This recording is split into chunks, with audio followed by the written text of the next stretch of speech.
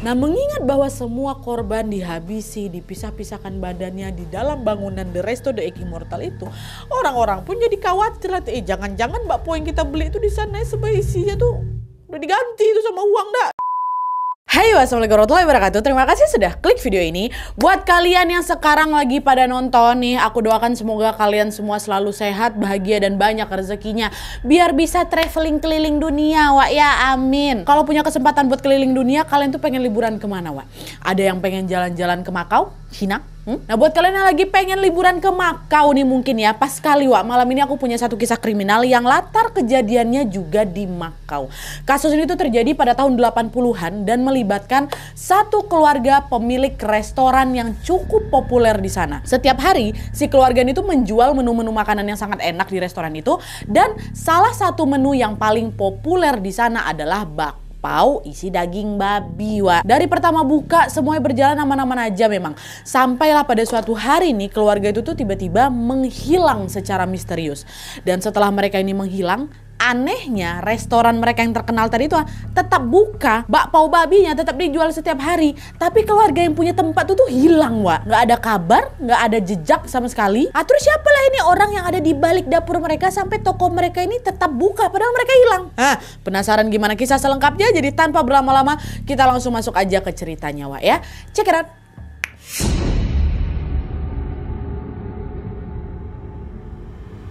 Oke, jadi kasus yang akan aku ceritakan ini terjadi di sebuah kota di pesisir selatan Tiongkok yang bernama Makau. Nah, dari segi kehidupan sosialnya, Wak, masyarakat Makau ini sering disamakan dengan Las Vegas, yaitu sebuah kota di Amerika yang terkenal sekali sebagai pusat hiburan malam dan juga perjudian. Nah, kota Makau ini sering sekali disebut-sebut sebagai Las Vegasnya Asia. Bahkan dalam hal perjudian, Wak, ya, Makau itu pernah jauh melampaui Las Vegas loh. Tingginya aktivitas perjudian di Makau inilah yang akhirnya membuat banyak sekali wisatawan mancanegara datang ke sana.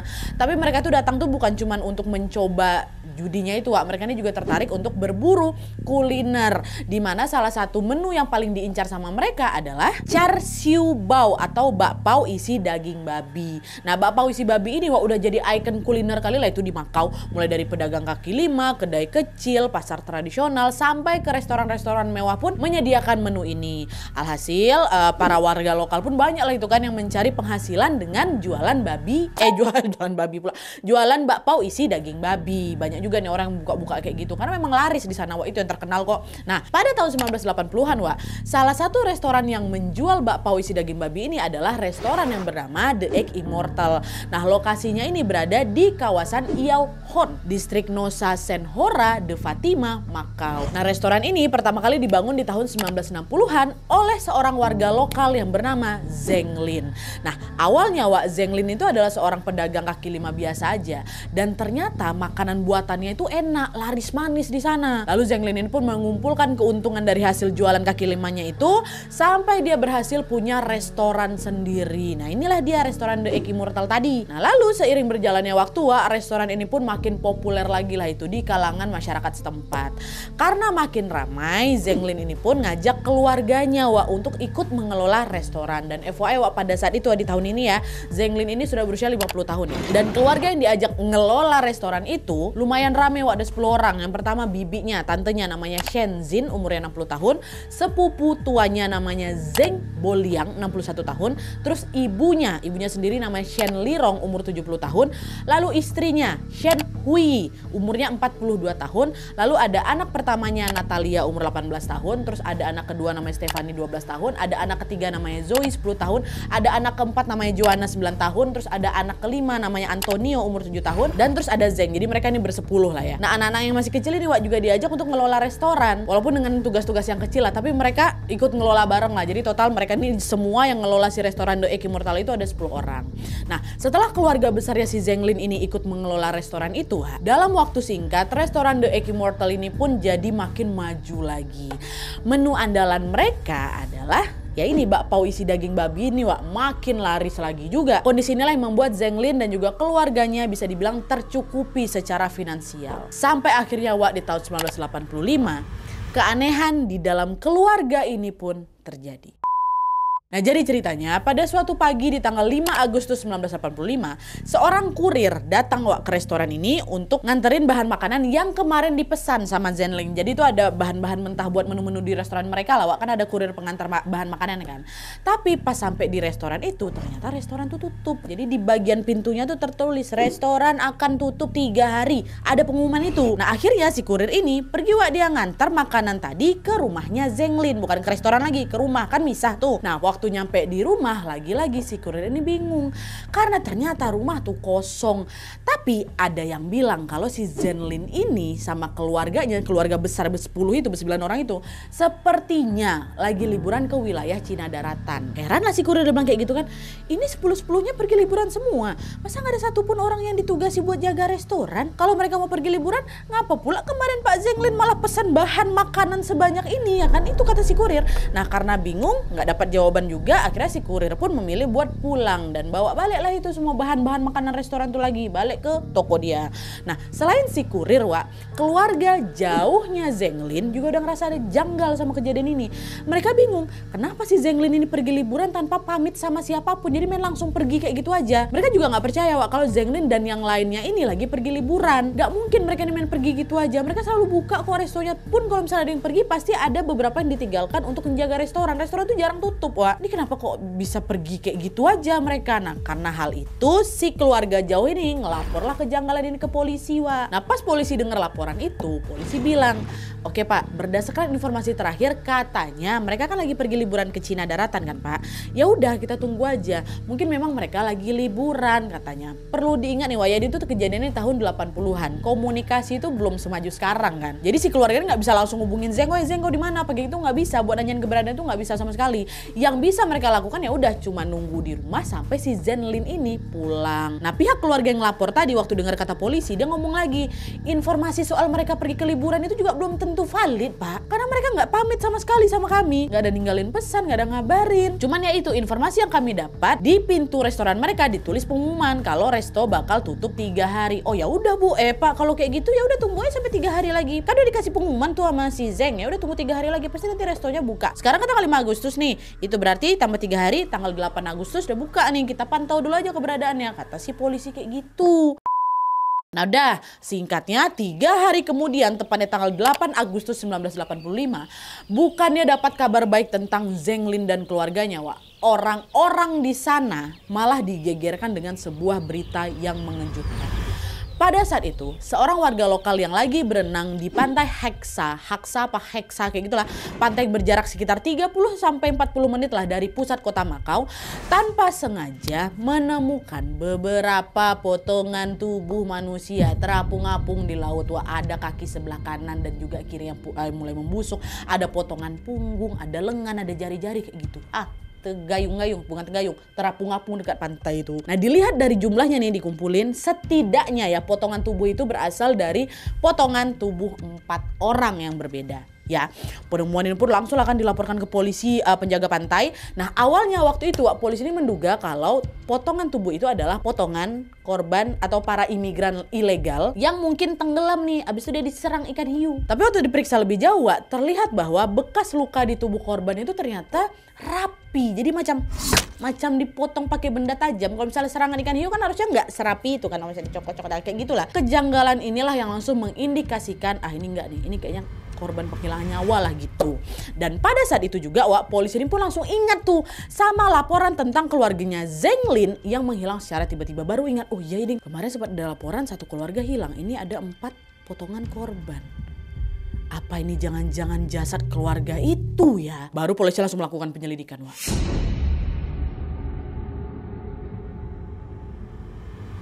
Nah lanjut, di hari yang sama nih, masih di hari yang sama dengan ditemukannya potongan tubuh di pantai Heksa tadi, di tanggal 8 Agustus 1985 itu, restoran The Egg Immortal ini buka kan 3 hari tutup tuh, tanggal 8 kebetulan buka, Orang-orang pun ya seperti biasa langsung datanglah ke sana, nggak tahu apa-apa nih, langsung datang ke sana, pelanggan-pelanggan yang lain lah. Tapi pas mereka sampai di sana, masuk nih ke dalam restoran, suasananya udah berubah. Semua karyawan yang dulu kerja di sana udah pada diganti, Bahkan pemilik restoran yang selalu standby di sana juga bukan Zenlin lagi, melainkan seorang laki-laki berusia 52 tahun yang bernama Huang Ziheng ya. Sebenarnya si Huang ini juga bukan orang asing, Wak. Beberapa sumber bilang kalau dia ini pernah jadi rekan bisnisnya Zeng Lin. Tapi nggak disebutkan pasti nih, Wak, mereka ini lagi menjalin bisnis apa. Apakah ada bisnis lain atau betulan di restoran The Egg Immortal itu yang jadi bisnis dia sama siapa, orang belum pada yang tahu. Cuman yang jelas di hari itu dia yang jaga nih. Nah, melihat keberadaan Huang, Wak, orang-orang atau pelanggan-pelanggan yang datang pada nanya, loh kok bukan Pak Zeng Lin yang jaga, Pak? Tumben katanya. Huang bilang, oh Pak, jadi gini. Aduh, saya sebenarnya nggak enak juga sih bilangnya, cuman dibanding banyak tanda tanya ya nih Pak ya. Jadi gini, sebenarnya Pak Zeng Lin itu lagi punya utang sama saya, besar utangnya Pak. Nah, resto ini jadi jaminannya. Sesuai kesepakatan kami berdua, kalau sampai batas waktu yang ditentukan Pak Zeng Lin ini nggak bisa bayar utang-utang dia sama saya, otomatis resto ini jadi punya saya. Sampai sekarang Pak Zeng Lin itu belum bisa ngelunasin utangnya. Jadi itulah, restonya berpindah ke tangan saya, kata si Huang. Oh gitu. Terus sekarang Pak Zeng Lin sama keluarganya pindah kemana Pak? Pergi kemana mereka? Oh, kalau soal itu saya kurang tahu Pak. Pokoknya setelah urusan resto ini selesai, ya udah saya udah nggak ketemu lagi sama dia, kata Huang kayak gitu. Nah, sejak orang-orang tahu kalau Zeng Lin ini terlilit utang yang cukup besar sama si Huang, mereka atau pelanggan-pelanggan atau masyarakat yang ada di sana pun jadi berasumsi bahwa si Zeng Lin ini udah bangkrut dan dia memutuskan untuk ngajak seluruh keluarganya ini pindah rumah. Mungkin ini juga alasan kenapa mereka itu pergi nggak pamit-pamit nih. Mungkin mereka malu gitu kan. Mungkin mereka malu sama kita kalau mereka ketahuan bangkrut gitu. Nah, adalah tuh akhirnya sejak saat itu orang-orang pun udah nggak ada nyari Zeng Lin sama keluarganya lagi. Wah, mereka pun melanjutkan aktivitas seperti biasa, termasuk datang ke resto The Egg Immortal untuk makan bakpao isi daging babi yang dijaga sama Huang itu sekarang. Nah, walaupun resto The Egg Immortal ini sudah dikelola sama pemilik yang baru sama si Huang, Wak, suasananya tetap ramai, tetap laris-laris saja. Dan bahkan bakpao isi daging babi juga masih jadi primadona di sana, masih sama-sama enak lah gitu. Nah, balik lagi nih kita ke cerita soal penemuan potongan tubuh tadi ya. Nah, jadi Wak, berbeda dengan orang-orang yang sudah mulai melupakan Zeng Lin ini di sisi lain, pihak kepolisian malah makin terdorong lagi untuk mencari keberadaan Zeng Lin dan keluarganya. Kenapa? Karena nggak lama setelah potongan tubuh pertama kali ditemukan, Wak, polisi kembali lagi menemukan ada banyak potongan lainnya di lokasi yang berdekatan. Ya, temu lagi. Nah, karena semua potongan-potongan tubuh itu ditemukan di area laut, orang-orang memang masih ada yang berasumsi kalau jasad-jasad ini meninggal gara-gara serangan ikan hiu tadi itulah. Sampai akhirnya beberapa hari kemudian ada lagi potongan tubuh lain yang ditemukan di tempat yang berbeda. Bukan di pantai, bukan di laut, bukan di mana, Wak, di tempat sampah ya. Kalau mereka memang diserang sama ikan hiu, kata polisi, kalau memang mereka betulan diserang ikan hiu, masa iya potongan jasadnya bisa sampai masuk ke tempat sampah ya kan. Nah, polisi curiga di sini. Kalau kita lihat potongan tubuh ini tuh bukan cuma berasal dari satu orang loh. Ini jangan-jangan ada pembunuh berantai nih yang lagi berkeliaran di sekitar kita, kata polisi. Takutlah polisi, orang memang beda-beda, Wak. Lebih dari satu orang kan. Orang penemuan pertama aja itu 4 orang, temuan-temuan lainnya lebih lah. Nah, untuk menjawab kecurigaan itu, Wak, polisi pun langsung melakukan penyelidikan besar-besaran dengan menyisir semua tempat sampah yang tersebar di sana. Cek lagi, coba cek dan ternyata betul, Wak. Selama berbulan-bulan kemudian polisi menemukan ada semakin banyak lagi potongan tubuh lainnya di tempat-tempat sampah yang berbeda. Jadi ada 2 tempat, satu ada di pantai atau di laut, satu lagi ada di tempat sampah. Nah, lalu pas polisi melacak titik-titik lokasi penemuan itu, Wak, titik penemuan mereka, ini kan mereka ketemu tempat sampah di sini, ada tempat sampah di sini, tempat sampah di sini. Nah, waktu dicocokkan, waktu diselidiki lebih lanjut, titik penemuan mereka ini mengarah ke tempat-tempat sampah yang berada tidak jauh dari restoran The Egg Immortal. Jadi tempat sampah yang masih di sekitar situ lah, Wak. Nggak ada yang sampai jauh sana, enggak. Nah, karena sejak awal polisi ini memang ada kecurigaan kalau penemuan potongan tubuh ini ada hubungannya sama keluarganya Zeng Lin yang mendadak hilang, Wak. Akhirnya polisi pun mendatangi restoran itu dan mencari tahu tentang Zeng Lin. Dan waktu masuk ya kan ketemu sama siapa? Sama pemilik resto baru lah. Siapa dia? Si Huang Ziheng. Nah, polisi nanya sama Huang, Pak Huang, sejak kapan kamu ngelola restoran ini, Pak? Apa hubungan Bapak sama pemilik yang lama, Pak Zeng Lin? Nah, ini kami sebenarnya udah lama, Pak, dapat laporan kalau Zeng Lin dan keluarganya hilang, nggak ada kabar. Bapak tahu nggak dia pergi kemana? Kata si polisi kayak gitu. Jawaban Huang masih sama, Wak. Kayak waktu pertama kali ada orang nanya tuh, dia bilang, oh iya Pak, dulu itu saya sama Pak Zeng Lin ini rekan bisnis. Lalu Pak Zeng Lin ini punya utang besar sama saya, restoran ini jadi jaminannya. Cuman karena dia nggak bisa bayar sampai batas waktu yang saya tentukan, ya udah, kan sesuai perjanjian Pak, restoran ini resmi jadi punya saya.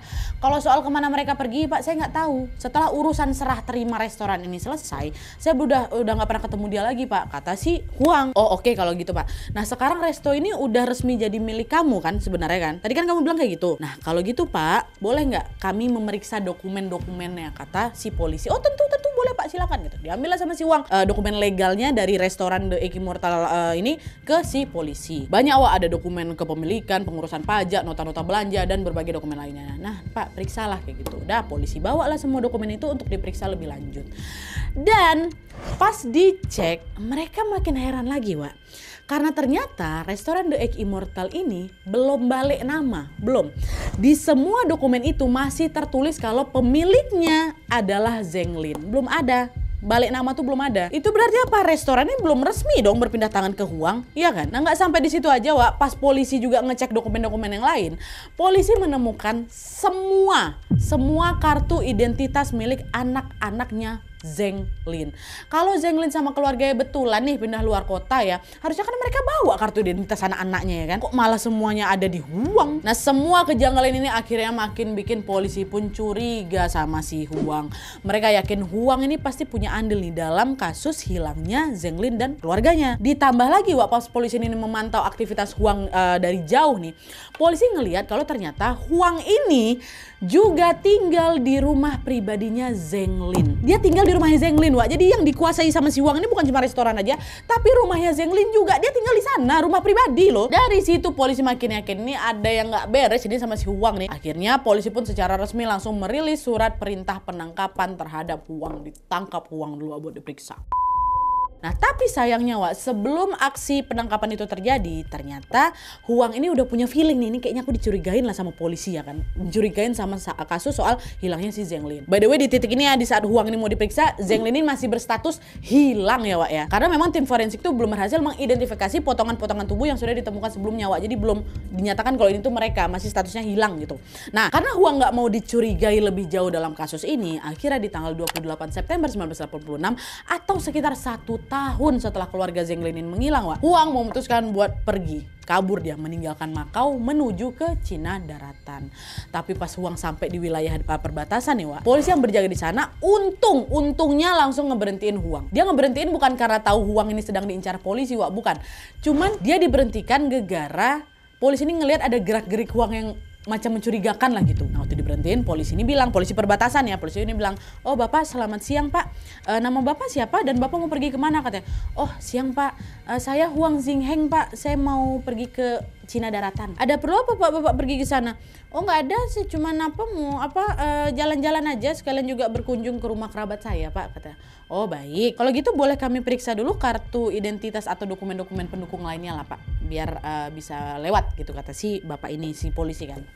Nah di situasi itu Huang ini malah ngeluarin dokumen milik keluarganya Zeng Lin, termasuk kartu identitas anak-anaknya Zeng Lin ini, Wak. Ini polisi perbatasan belum tahu ya kalau misalnya dia ini sempat dicurigai sama kasus hilangnya Zeng Lin sekeluarga. Belum tahu kan, dia polisi perbatasan, jaga perbatasan kan, jadi nggak begitu tahu lah mungkin.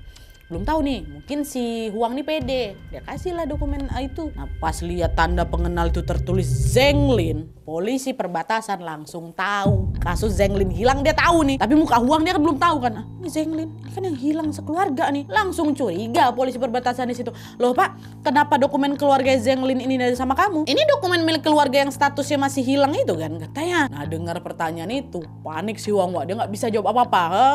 Ada apa ini, kata polisi perbatasan. Akhirnya polisi pun langsung mengamankan Huang untuk diperiksa lebih lanjut. Sebentar Pak, Bapak jangan kemana-mana, Bapak ikut saya dulu gitu.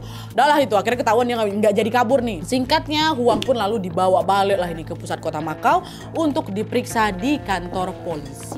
Nah di situ Huang tuh udah nggak bisa pergi kemana-mana lagi, Wak, karena sejak awal polisi kan memang udah ada rencana buat nangkap dia kan. Ditambah lagi tahu kalau misalnya dia ini ada rencana buat kabur, makin ditangkap lah, makin dimonitor, makin pantau lagi lah kan. Akhirnya proses penyelidikan pun dilanjutkan dengan menginterogasi Huang secara mendalam, Wak. Nah interogasi inilah yang akhirnya mengungkap misteri dari kasus hilangnya keluarga Zeng Lin. Masuk.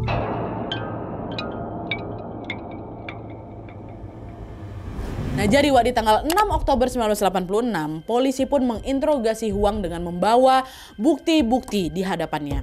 Nah di hadapan Huang ini Wak, polisi memperlihatkan kartu identitas milik anak-anaknya si Zeng Lin, dokumen kepemilikan Resto The Immortal tadi yang belum balik nama tadi, dan ini nih, kwitansi hutang judi yang ditandatangani oleh Zeng Lin sendiri. Ada kwitansi hutang judi Wak. Entah polisi bisa dapat kwitansi itu dari mana ya Wak, tapi yang jelas polisi dapat bukti itu, kami nggak dapat infonya.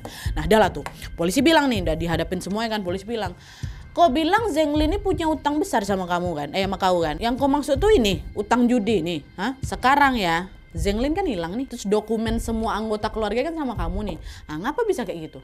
Apa sebenarnya kau tahu nih kan tentang Zeng Lin sama keluarganya kan, katanya. Nah, mungkin karena udah terpojok Wak ya, Huang tuh dia macam, aduh nggak bisa kabur lagi aku nih. Ada pula dokumen di sini, dapat dari mana pula polisi kok bisa temu lah dia gitu kan. Dah, akhirnya dia nggak punya pilihan lain Wak selain menceritakan semuanya ke polisi. Nah, di sini nih sebelum aku masuk ke kesaksiannya Huang tentang kronologi kejadian Wak, aku mau nambahin sedikit dulu tentang informasi si Huang ini Wak. Latar belakangnya. Nah jadi Huang Zingheng ini lahir di Cina Daratan di tahun 1930-an Wak, dengan nama asli Chen Shuliang ya. Nah lalu pada tahun 1970-an si Huang ini dari Cina Daratan dia pindahlah ke Hong Kong ya. Nah selama tinggal di Hong Kong ternyata Huang ini pernah terlibat dalam serangkaian aktivitas kriminal yang serius sekali Wak. Cuman dia belum ketangkap, masih buron nih. Nah untuk menghindari penangkapan itu Huang kabur ke Guangzhou, Cina. Di Guangzhou dia mencoba menjalani kehidupannya lagi walaupun dia menjadi buronan di Cina Daratan. Di Cina Daratan pula di Hong Kong maaf. Nah di Guangzhou dia lanjutin hidup apa segala macam. Terus dia nikah Wak sama anak dari pemilik rumah kontrakannya namanya Li gitu. Nah namun karena keluarga istrinya ini nggak setuju sama pernikahan itu, mereka akhirnya berdua ini melarikan diri, kawin lari ke Makau. Nah di Makau ini barulah si Huang ini bisa kenalan sama Zeng Lin.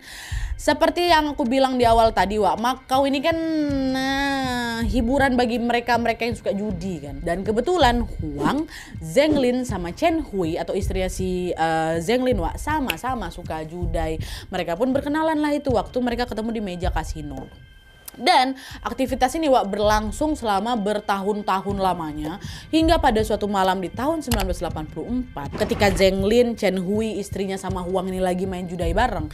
Entah kenapa Wak malam itu Zeng Lin sama istrinya lagi sial kali, mereka kalah terus-terusan dari si Huang. Tapi meskipun udah sering kalah nih Wak ya, Zeng Lin sama istrinya masih belum kapok gitu loh ngeluarin uang lagi untuk judai ini. Dan setelah beberapa kali coba kalah terus. Nah total kerugian Zeng Lin sama istrinya di malam itu mencapai 180.000 pataka mata uang Makau atau sekitar 20.000 USD. Itu di tahun 80-an nih Wak ya. Kalau diubah ke konversi sekarang nih jumlah tuh setara kayak 1 miliar rupiah gitu. Satu malam tuh ruginya segitu main judai. Nah nominal sebanyak itu harus dibayarkan Zeng Lin ke Huang pada malam itu juga. Tapi karena uangnya si Zeng Lin ini habis, akhirnya si Zeng Lin bilang sama si Huang, weh kasih aku waktu lah ya 1 tahun aja, 1 tahun buat aku ngelunasin utang itu, biar aku ngumpulin duitnya dulu. Udah lah aku nggak usah takut, nanti restoran aku jadi jaminannya, kata si Zeng kayak gitu gara-gara ini Wak. Huang jawab, oh, oke baik 1 tahun ya. Ingat tadi kau sendiri yang bilang ya, kalau misalnya sampai 1 tahun ke depan kau belum bayar, resto kau jadi punya aku ya. Oke ya nggak apa-apa 1 tahun ya, kata siapa tuh, kata si Huang. Nah disinilah Wak perjanjian itu terjadi. Jadi Zeng Lin itu hutang bukan karena uangnya keluarnya segitu, tapi dia harus membayar kerugian karena dia kalah taruhan. 1 miliar itu tuh adalah uang menangnya si Huang, tapi dia belum bisa bayar saat itu gitu. Singkatnya, setahun kemudian Zeng Lin ini ternyata masih juga belum bisa membayar hutangnya Wak. Sampai akhirnya itulah tadi di malam tanggal 4 Agustus 1985 Huang datang nih Wak ke restonya Zeng Lin ya kan, untuk nagih hutang itu udah 1 tahun nih. Nah pas Huang datang ke restoran, sebenarnya restoran The Immortal itu udah tutup Wak. Tapi 9 dari 10 keluarganya Zeng Lin yang ngelola restoran itu termasuk Zeng Lin sendiri masih ada di resto. Untuk apa? Untuk mempersiapkan jualan besok. Jadi restoran ditutup, pelanggan udah gak bisa masuk lagi gitu kan. Cuma kan mereka prepare buat besok lah, pasti kan kayak gitu biasanya. Nah waktu itu yang pulang cuma 1 orang aja Wak. Ini sepupu tuanya si Zeng Lin, namanya Zeng Boliang, itu udah pulang. Sisalah mereka 9 di resto. Nah ada 1 tahun nih, emosi si Huang Wak. Dia langsung nyamperin si Zeng Lin, Zeng bayarlah utang kok cepat, kata gitu. Wak bentar lah, aku belum punya uang sebanyak itu, aku mau bayar pakai apa, katanya. Nggak mau tahu aku nggak peduli ya. Kok sendiri yang janji mau lunasin dalam setahun, udah setahun loh, udah lewat malah. Udah sesuai sama omongan gue aja resto, kok ini jadi punya aku, kata si Huang. Enggak, apa apa aku nih. Tempat ini aku bangun, ku jaga lebih dari 20 tahun ya. Enak aja aku main ngambek-ngambek. Nggak akan aku kasih ke siapapun kata gitu. Ya udah kalau gitu bayarlah utang kau. Minimal 30.000 dulu kayak 20.000 dulu kan bisa. Ini kok dalam 1 tahun jangankan bayar utang, nyicil aja nggak ada kau. Berapa aja lah dulu kan nanti sisa nyicil. Masih baik aku nih ya katanya. Nggak mau aku. Uang segitu tuh aku belum punya. Oh kau betul-betul kau yang mau cari gara-gara sama aku. Mau jadi cekcok nih wak mereka berdua nih. Nah karena perdebatan mereka tuh nggak kunjung selesai, emosi Huang meledak wak di situ. Akhirnya diambil botol bir kosong kan di atas meja kan, dihantam yang tembok. Pecah tuh. Udah pecah nih. Langsung diarahkan ke Zenglin. Nah Zenglin panik tuh waktu dia kayak gitu. Wak santai dulu apa aku nih. Tapi sayangnya semua udah terlambat wak. Huang bergerak cepat, ditariknya Antonio, anak bungsunya Zenglin, masih 7 tahun dia waktu itu. Ditarik disandra mau dia. Mau diginiin. Diarahinnya ke lehernya si Antonio itu. Wah dengan napas terengah-engah, mata terbelalak. Kalau kalian mau anak ini selamat, ikat tangan kalian sendiri, sumpal mulut kalian satu sama lain. Sekarang nggak kalian lakukan, kutikam anak nih kata dia gitu. Nah di situasi yang menegangkan itu akhirnya Zenglin dan keluarga nggak punya pilihan lain wak selain nurut kata si Huang. Dah mereka nih berarti sisa 8 kan, mereka ikat lah itu, ikat tangan masing-masing, sumpal mulut mereka masing-masing. Di situ anak-anak Zeng yang lain udah mulai nangis ketakutan juga wak. Cuman waktu itu juga nih ada salah satu di antara mereka, salah satu dari anaknya nyoba melarikan diri, nyoba kabur wak ke pintu keluar, mau teriak nih, mau minta tolong itu, mau kabur. Waktu nengok itu makin marah si Huang. Waktu dia lari kan ditinggal sama si Huang kejar anak itu langsung. Anak yang kabur tuh ditikam duluan, leher ditikam mau pakai astagfirullahaladzim botol kaca tuh, semua meninggal anak tuh depan mata mereka semua. Ya, melihat korban pertama tewas, suasana makin chaos lagi. Mereka cuma bisa ngejerit, nangis, berusaha kabur dan melawan Huang. Tapi kan karena mereka udah ngikat masing-masing kan Wak. Jadi tenaga mereka juga terbatas. Cuman ini Wak ya, meskipun jumlah mereka tuh lebih banyak, ternyata Huang ini jauh lebih beringas lagi. Huang langsung hampirin mereka satu persatu dan langsung habisin mereka dengan membabi buta. Balik lagi mereka kan lagi diikat lagi apa. Langsung ada yang dicekek lehernya, ada yang langsung ditusuk pakai tadi itulah. Ada yang pokoknya kayak gitulah Wak. Dihabisin nih. Ber-8 orang ini. 9 ding. Aksi keji itulah yang membuat Zenglin dan keluarganya bersembilan itu tewas seketika di restoran mereka. Nah setelah para korban ini meregang nyawanya Wak, di situ Huang baru ngeh kalau total mereka cuma 9 orang. Padahal Huang tahu betul anggota keluarga yang ngelola restoran ini ada 10 orang. Ya, Huang periksa jasad mereka satu persatu kan buat cari tahu nih siapa nih yang belum aku habisi ya. Siapa ditengok satu, ini ada, siapa yang kurang ya gitu. Dan ternyata satu orang yang kurang atau yang belum dihabisi itu adalah Zeng Boliang, sepupu tuanya si Zenglin yang kebetulan udah balik duluan tuh hari itu. Aduh, kalau Boliang nggak sekalian aku habisin, besok dia pasti datang ke sini nih buat kerja. Pasti dia nih orang pertama yang bakal tahu kalau Zenglin sama keluarganya udah aku giniin. Habis itu dia lapor ke polisi. Udahlah aku nggak mau ambil resiko lah nih. Sekarang juga aku habisi dia. Tadi kayak gitu. Udah singkatnya tuh kan Wak. Huang langsung mancing Boliang untuk datang ke restoran mereka. Kok datanglah ke sini dulu. Ini ada yang mau ku bahas itu. Dijemput ke rumahnya. Dia mau ku bahas soal bisnis. Si Zeng juga udah nungguin kok di situ kan. Nah, Boliang yang nggak tahu apa-apa tuh ya nurut aja deh kan Wak.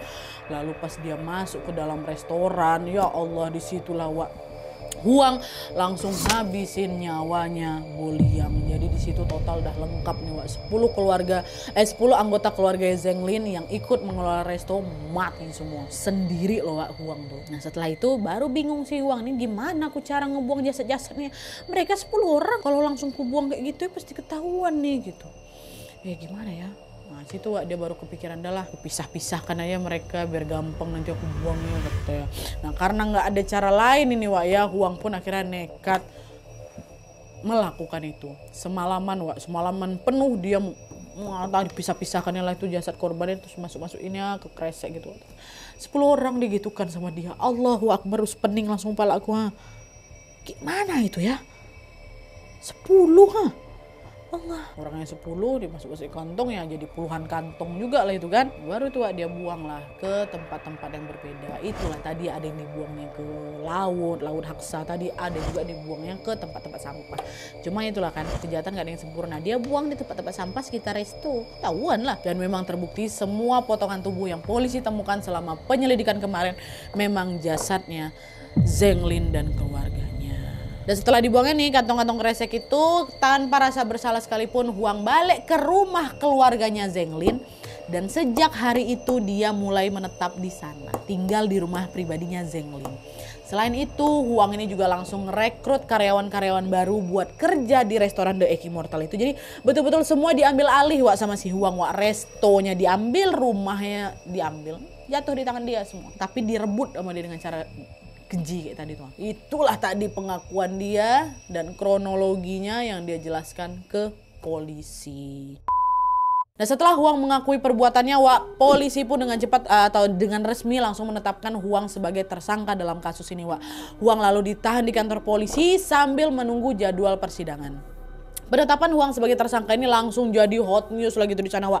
Masyarakat marah lah itu kan pasti ya. Setelah tahu kalau si Huang penjaga The Egg Immortal itu ternyata udah ngabisin 10 anggota keluarga. Oh kayak gitu, bayangkanlah kalian Wak seheboh apa waktu itu ha. Dan selain itu akhirnya Wak juga ketahuan kalau keluarganya Zeng Lin ini bukan korban pertamanya si Huang, Wak. Ternyata waktu Huang masih tinggal di Guangzhou tuh sebelum dia pindah ke Makau kawan lari itu, yang ku bilang dia terlibat kasus kriminal di sana tuh yang dia jadi buronan. Ternyata dia juga pernah ngabisin nyawa orang, Wak, karena masalah uang juga. Huang pindah ke Makau ya itu buat ngindarin kejaran polisi itu. Bahkan Wak dia sampai di jari-jarinya tuh dia bakar gitu loh biar sidik jari nggak kedetek. Nah dengan semua aksi kejahatan yang pernah dia lakukan ini, Wak, tentu orang-orang berharap dia akan dijatuhi hukuman seberat-beratnya ya kan. Tapi sayangnya sebelum persidangan ini sempat terlaksana, Huang sudah lebih dulu menghabisi nyawanya sendiri dengan cara dia lah kayak gitu. Dah mati dia di penjara. Jadi sampai dia mati pun dia belum pernah diadili gitu. Kabar kematiannya si Huang ini juga balik lagi jadi hot news di sana. Semua orang di sana pada ngomongin kasus ini, Wak, sampai akhirnya muncullah spekulasi tentang bakpao babi yang dijual di resto The Egg Immortal itu ada apa-apanya gitu. Kan Zeng Lin sama keluarganya tewas di resto kan. Pun setelah mereka ini tewas, resto ini kan tetap beroperasi seperti biasa. Dan bakpao isi daging babi ini kan juga masih laris manis sekali kan. Nah mengingat bahwa semua korban dihabisi, dipisah-pisahkan badannya di dalam bangunan The Resto The Egg Immortal itu, orang-orang pun jadi khawatir lah. Jangan-jangan bakpao yang kita beli itu di sana sebagai isinya tuh udah diganti itu sama uang dah gitu. Kan bisa jadi aja tuh daging-daging yang diganti, orang dia memang orang sadis kok, ngapa pula nggak bisa. Nah, kecurigaan inilah, Wak, dengan cepat langsung tersebar di kalangan masyarakat. Tapi sebenarnya dugaan itu nggak pernah terbukti, Wak. Hanya saja mungkin saking banyaknya orang yang mencurigai hal ini, akhirnya mereka pun menamai kasus tewasnya keluarga Zeng Lin ini dengan sebutan The Pork Bun Murder. Dan sampai sekarang, Wak, kasus The Pork Bun Murder ini masih menjadi salah satu kasus yang paling mengerikan yang pernah terjadi di Makau. Bahkan mungkin di Asia kali ya. 10 orang, Wak, dihabisi sama satu orang, diput-putung semuanya. Terus gitu. Oke, Wak, jadi itu tadi kasus penghilangan nyawa yang menimpa satu keluarga Zeng Lin. Berdasarkan informasi terakhir yang kami dapat nih, Wak, ya, restoran The Egg Immortal itu sempat ditutup permanen nih sama pihak berwenang. Tapi di tahun 1987, Wak, bangunan resto ini dijual balik dan macam udah berubah fungsi gitu lah, bukan jadi restoran lagi. Sampai hari ini bangunannya masih ada, Wak. Para pendatang dan juga orang-orang baru banyak juga yang nggak tahu nih kalau dulunya lokasi itu pernah menjadi tempat atau saksi bisu dari aksi pembantaian yang brutal kali. Banyak yang nggak tahu tuh kalau itulah sebenarnya lokasinya. Tapi bagi para warga lokal yang udah lama tinggal di sana, kejadian tragis yang menimpa keluarga Zeng Lin ini tentunya masih sangat membekas dalam ingatan mereka. Dan kisah ini juga menjadi pengingat betapa bahayanya aksi perjudian ya di kota-kota seperti Makau dan Las Vegas. Wak, judi ini kan memang udah jadi bagian, mungkin sudah menjadi bagian dari perekonomian mereka. Tapi kita nggak bisa menutup mata kalau perjudian itu punya resiko yang besar bagi siapapun yang melakukannya. Bukan cuma resiko kehilangan uang, Wak. Salah-salah nyawa juga bisa melayang. Macam apa yang dialami sama Zeng Lin dan keluarga inilah. Jadi kan kasus ini sebagai pelajaran, Wak, ya. Carilah uang dengan cara yang baik. Jangan pernah tergoda sama judai, Wak. Udah intinya itu.